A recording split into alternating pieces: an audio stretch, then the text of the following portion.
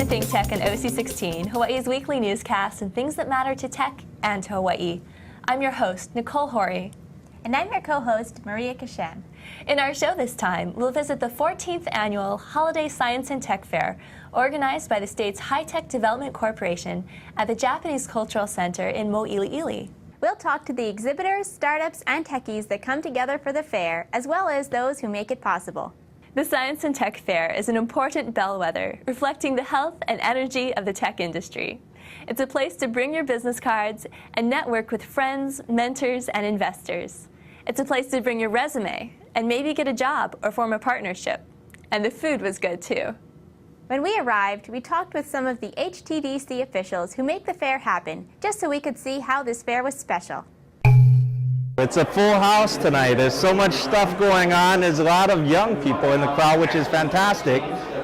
Every time we do one of these events, I'm blown away with all the activity going on in Hawaii. And this is just it's just a showcase for talent, a great place to meet people. I met some kama'aina who are here trying to find out what new is going on in Hawaii.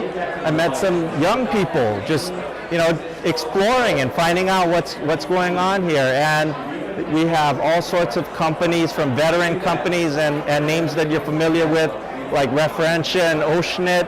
And we have some young, new, exciting companies like Imua Design and Slickage Studios. It's just a blast. That's really a testament to the people. People come in and you start talking tech and you start talking jobs, you start talking about entrepreneurship, and people can't help but get excited. I really am excited about what's going on here today. These are the folks that we want to provide jobs for. And you and I have been at this for years, trying to cultivate and create the beginnings of an ecosystem that will provide the germination of ideas all the way to the IPO and the tangible jobs that are being created. And all of that is kind of encompassed by us being here today. We see burgeoning young ideas and pretty mature technology companies, and we need to keep that energy going. And I feel from a statewide technological front, we've kind of finally turned the corner on creating that. It's not just driven by tax credits, it's not just driven by one point of view, but through the High Growth Initiative and the University of Hawaii finally coming on board, we're finally creating that synergy and the momentum that we really need. And the fact that we can take advantage of visiting college kids coming home for the Christmas break and show them that you don't have to come back to Hawaii to pull a pineapple out of the ground or change a bed sheet. You can come back and find the next source of energy, find the next cure for cancer, find all sorts of opportunities that 10 years ago there'd be nobody in this room, just be you and me, Jay. So I'm happy to see that we've come to this point where we're showcasing opportunities to our young people. This is the 2013 14th Annual Holiday Science and Tech Fair. So we're showcasing tech and science in Hawaii, and it's also a job fair too. So tech companies that are looking to hire good people, all the kama'aina coming back for the holidays, they're here. It's also Wet Wear Wednesday, which is our monthly social networking for software developers and software engineers. So, you're going to do a show with us, a streaming live video show, starting what, in the first week of, or the second week of January. Yeah. How does it feel? Are you excited about that? I am excited. I'm nervous. I've never done it before, but I'm excited. The plan is to kind of showcase innovation in Hawaii and also manufacturing. Like, I was surprised at how many things are manufactured in Hawaii. And so that's what I want to show off. And I think local people should know what's done here. So I'm looking forward to it. Okay, I'm looking forward. It's going to be great. My new creative avenues. And we made the rounds and talked with a number of the exhibitors and visitors to find out who was there and what was going on. We do video game parties, graduations, project grads, events, churches, picnics, and basically it's a bus with video games in it, and we bring it to your event. So we got a Nintendo Wii set up over here, and this is normally set up on the outside of the bus with 8 Xbox 360s and 8 TVs inside the bus. Right now we're playing baseball. We're playing Wii Sports. I'm a first year student at Oregon State. I'm going to mechanical engineering, and I wanted to see what kind of IT opportunities Hawaii has. We're here to really kind of promote the access to data that the government makes available. And so we not only want to make the data available, but we want to encourage collaborative environments for people to build apps. And so we're here because there's a lot of developers, there's a lot of coders, there's a lot of people, entrepreneurs, and they're interested in getting involved with different things. And open data allows such a wide range of topics to be sort of uncovered, right? We design iOS apps for warfighters with traumatic brain injuries. We're about ready to release our 2.0 version of our War to Home app. It helps warfighters reboot their brain through an iPhone app. It helps them do some cognitive rehab exercises. Yeah, so I'm here for Porno Pharma, which is a company I started about 2.5 years ago. We're developing 2 drugs. One is a drug for multiple myeloma, which is an incurable, inoperable blood cancer. We bought that technology from the University of Hawaii. And the second technology is an antibiotic for drug-resistant bacteria. And that was internally developed. So here's Shop Sui. So when you first open Shop Sui, it's about where are you and what's happening around you. So we help you with the outdoor map legend, kind of identify whether you want to look at malls, merchants, recommendations from your friends, and your parking spot. This is pretty funny, but it's a feature that a lot of people end up using. Everything high-tech is happening now at the end of the year, and it's an annual event. So we're always here, all the high-tech companies. And again, we're always looking for talented people to join the tech industry in Hawaii. The project I'm working on is under Smart Campus Energy Lab, which is where we develop technology for smart grid, which is currently working on designing sensor module to do energy forecasting, such as solar panel. We'll use in the smart grid application, like mostly the goal is to stabilize the system. The Energy Accelerator, we work with the energy startups, 2 types of companies. Earlier stage, those are the prototype. We help them with their business model and their go-to-market strategies, provide them connections and mentoring there as well as funding. And the growth stage, the later stage companies, they'll actually be deploying their technologies here in Hawaii. In 2014, we have 6 companies that will be deploying their technologies that we've co-funded. We're trying to promote our business and actually try to get some candidates of employment. We're looking for mechanical and electrical engineers. So we've designed products from sleep watches to right now, currently we're working with the Bill and Melinda Gates Foundation to design a control system for one of their initiatives called Toilet 2.0 to revolutionize sanitations in third world countries. This is our prototype for that control system. So it'll control pumps and make sure it's safe so that no one loses an arm, for example. It's a lot of design going into that. Right now, currently, we have maybe about 3 development boards, but eventually we'd like to consolidate all these pieces into one small, very economical board. My company actually does software development and design. So our company moved into the Manoa Innovation Center because we are expanding, and I have help from others, and also I kind of wanted that work and life separation because it was getting kind of out of control. There's a lot of demand for mobile applications. So, and within those mobile applications, mostly iPhone applications. So we do the entire, we call it full stack design, which is basically everything from the server down to the end user mobile apps. Well, we have a lot of different programs that address the technical fields. The one we have here is our first robotics team. Sort of incorporates a lot of the different fields, got mechanical engineering, electrical engineering, and even a little bit of business too. We have to sort of run ourselves like a small business. So far, we've had a lot of graduates go into the technical fields for their college degree. We have actually several that is at UH right now. So probably at least 30 high schools in Hawaii that run the same program. So this is our FTC robot, our First Tech Challenge. It's a lot smaller from our FRC robot, as you can see. The arm in the middle there is meant to go up and clamp onto a bar and be able to hang. They do FRC is their bread and butter, and this year they did FTC, First Tech Challenge.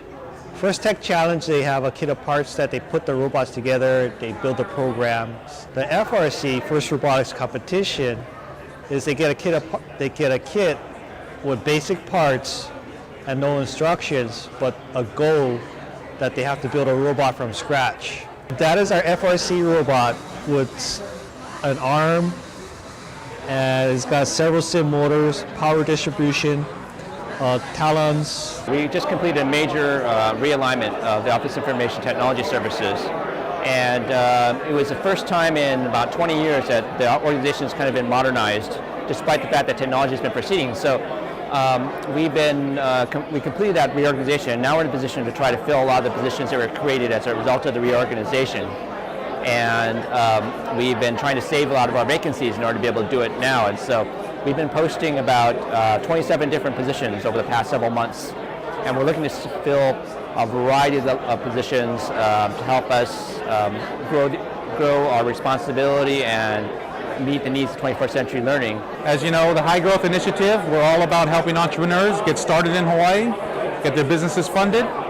One of the things we're very interested in doing is creating a broader network of our kama'aina in Hawaii and on the West Coast so that we can find interesting partners, perhaps workers, perhaps CEOs, investors in our businesses here in Hawaii. This is a great event, happens every year, brings out all kinds of people interested in developing businesses here in Hawaii.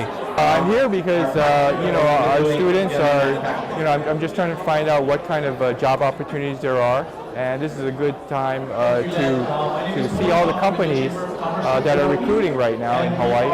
So basically that's why I'm here. I don't think our students would necessarily think of IT companies in the health industry. And I think what I'd like to do is get a better idea of how we can counsel them, what kind of courses to take. Everyone wants a really good job, and a job that they love. So it's really hard to find, but the opportunities are here. If you really like what you're trying to do, then try and find a job that you like and feel that person out. Third Choice is an instant mobile bidding platform. We're focused on roadside assistance. We're launched in Honolulu. We're part of the Startup Paradise effort. We're with the Blue Startups first cohort. We're doing real well. We announced at this event last year, and we've come a long way, and the whole ecosystem has come a long way. And my message tonight is, for entrepreneurs, now's the best time ever to do a startup in Hawaii. So Blue Startups is a venture accelerator. What we do is provide the keys to success for startups in Hawaii. It's office space, funding, mentorship. We are the first accelerator focused on scalable technology in Hawaii. We currently have 2 cohorts, and we are actively recruiting for our 3rd cohort right now. So if you come by our desk over there, we have flyers, and you can learn a little bit more about what we're doing with Blue Startups.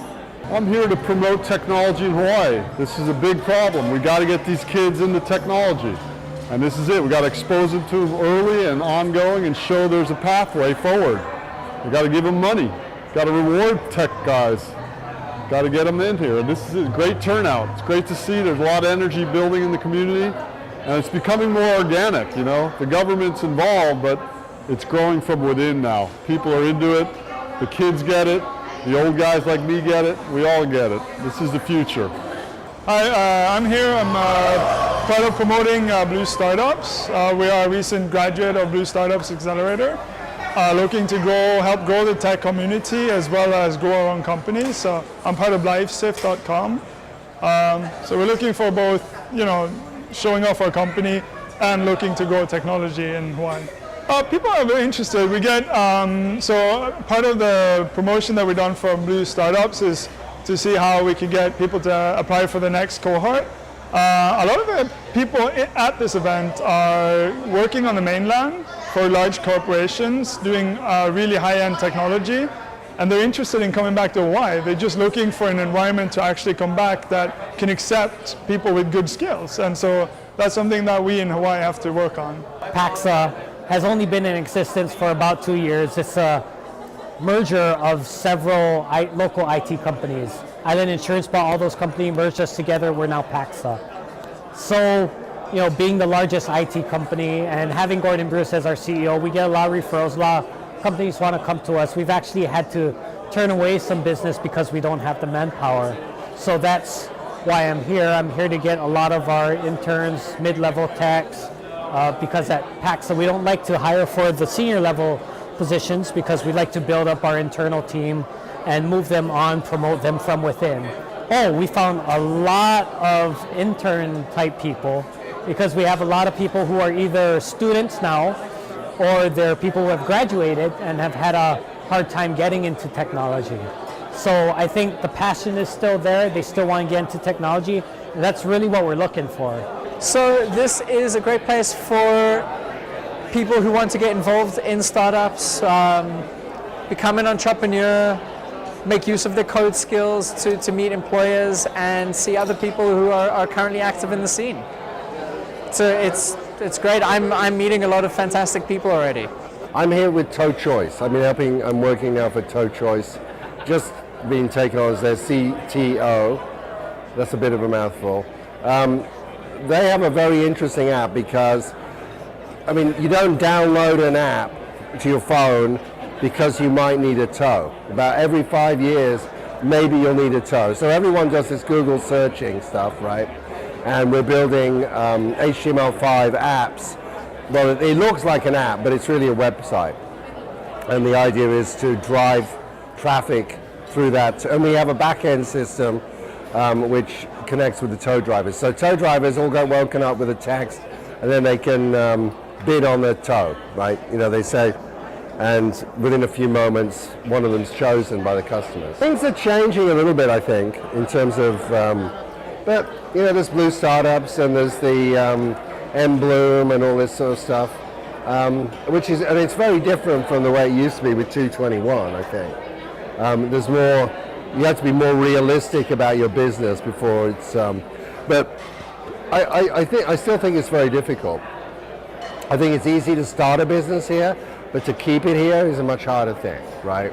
I've been following the blue startups, and I think in their first cohort, a lot of them have gone to the mainland.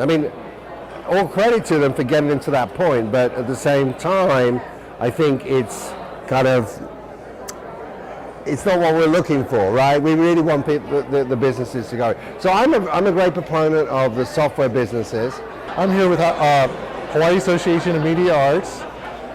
We're always looking to promote and recruit new members of the organization.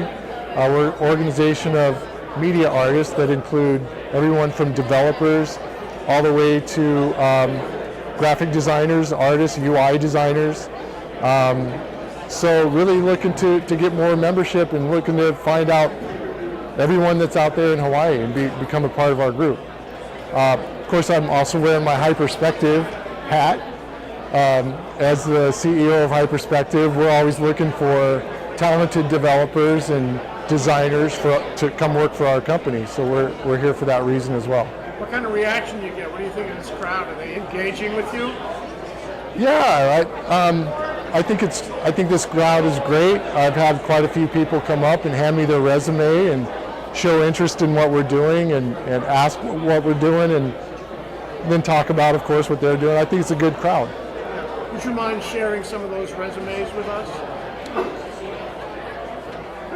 Hey, I had to work hard to get these resumes, so I'm not sharing them with you. These are valuable. This is like gold, I think I'm just here and love to kind of support Hawaii and support its economy and see what kind of new things are going on. So it's my first time at one of these events, but it seems like a fantastic place to network. Yeah, that's why I'm here. As you can see, the people we spoke with are and remain excited about tech and its prospects for the younger generation, the future of Hawaii.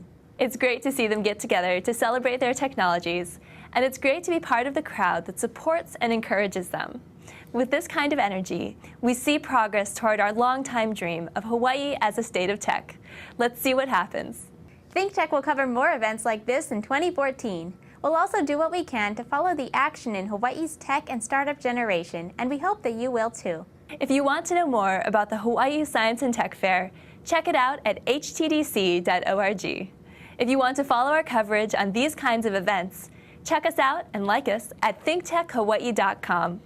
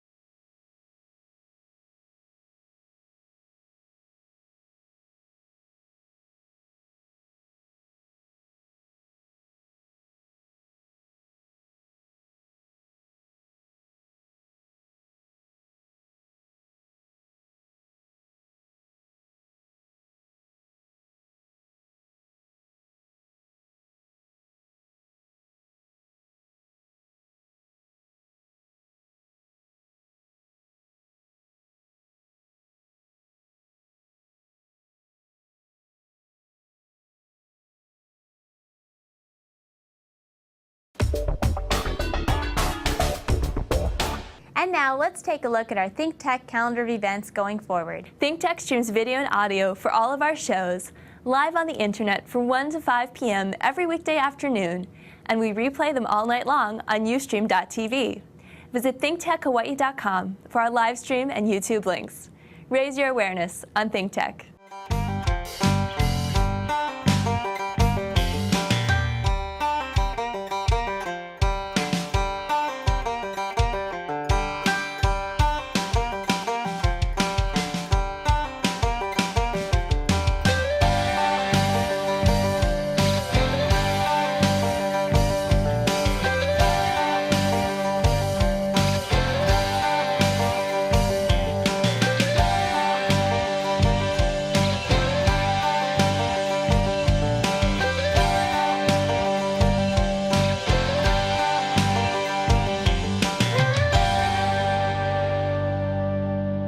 And now, here's our ThinkTech news.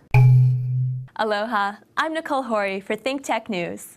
A technique called optogenetics is now being used to trigger brain circuits in real time and better understand how they work.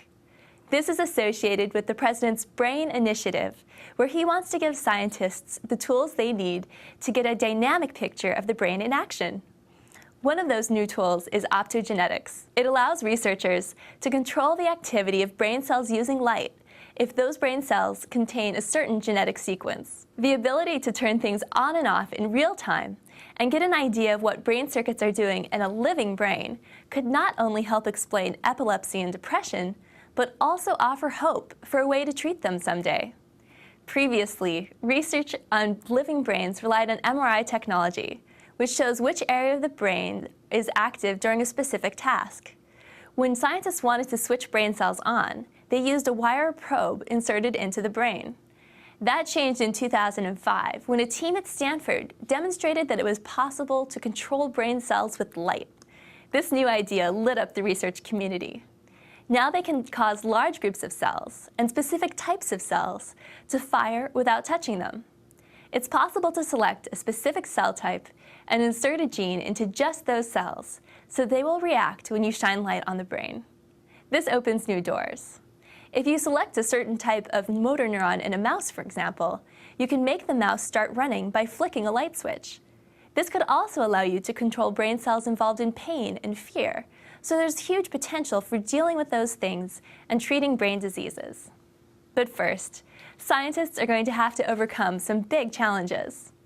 For one thing, when you use optogenetics, you're altering the genes of the neurons.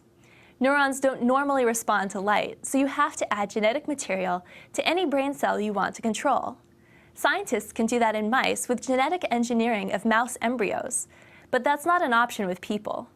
The other way is to add genetic material by infecting an animal with a virus that reprograms certain cells. This approach has been used in people before, but it involves a certain amount of risk. As a result, optogenetic work in humans still has a long way to go. In some experiments, light is reaching too many cells at the same time, so scientists are looking for ways to deliver light with more precision. They want to control just a few cells at a time, and this isn't easy. Nevertheless, researchers see huge potential for optogenetics. Already, these techniques are changing our understanding of disorders like epilepsy. We know that epileptic seizures take place when brain cells start firing out of control. But scientists don't yet fully understand the role of certain brain cells called inhibitory neurons, which can reduce firing in other cells. Now, by altering the activity of inhibitory neurons in mice, they can start and stop the seizures. With this technology, one day we may be able to stop a person's epileptic seizure with a flash of light. And by tweaking other parts of the brain, we may be able to help people with Parkinson's disease, depression, or even schizophrenia, and that will be an incredible breakthrough. Mahalo. I'm Nicole Hori for ThinkTech News. We'll be right back to wrap up this week's edition of ThinkTech. But first, we want to thank our underwriters. Hawaiian Electric Company and its affiliates, Maui Electric and Hawaii Electric Light Company on Hawaii Island, are deeply committed to the communities they serve.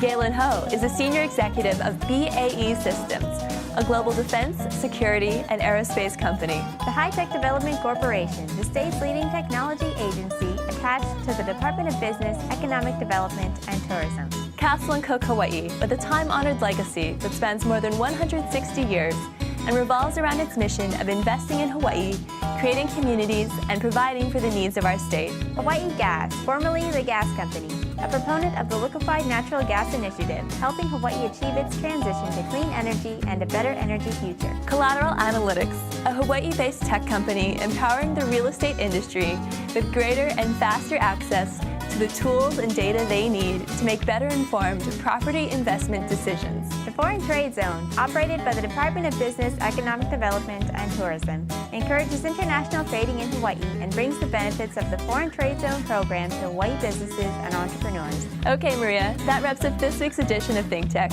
Remember, you can watch ThinkTech on OC16 several times every week. Can't get enough of it, just like Jay Fidel does. For additional times, check out oc16.tv. Totally, Nicole.